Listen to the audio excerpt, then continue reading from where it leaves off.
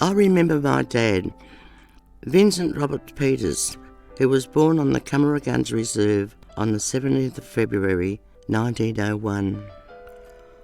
When he was 39, my dad enlisted in the army. He fought in the Middle East with the 2nd Pioneer Battalion.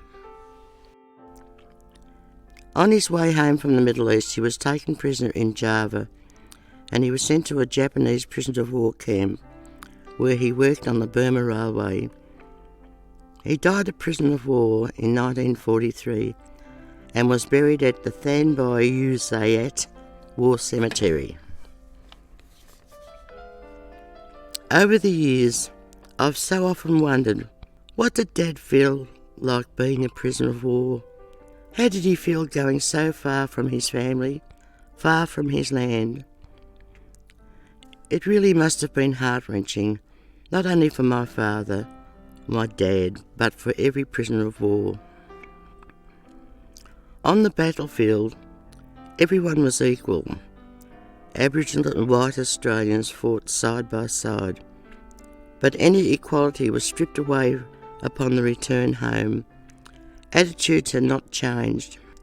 Aboriginal people were still subject to discrimination. They couldn't go into a bar to have a beer with mates. Their kids and they couldn't go to swimming pools, etc.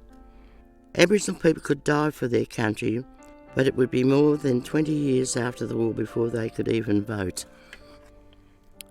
As a woman of 80 now working in reconciliation, I have thought deeply about what all this means. I've looked for answers as to what can be done.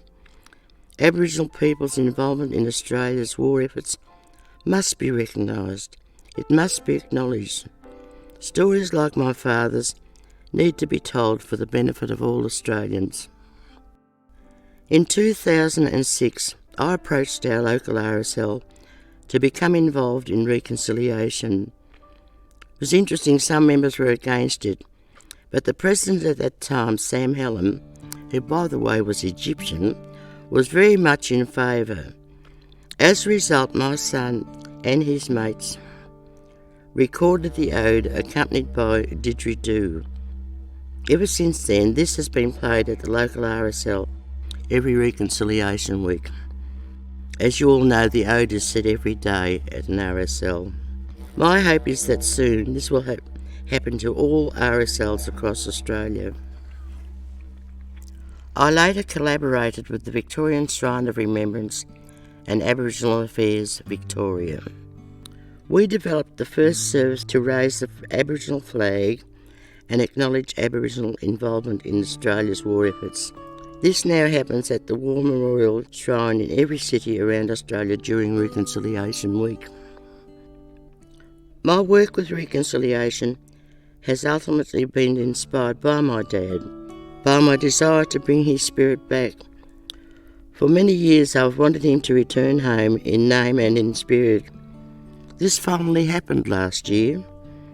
A West Australian man called John Sars contacted me about a headstone for my mother's grave in Hillsville.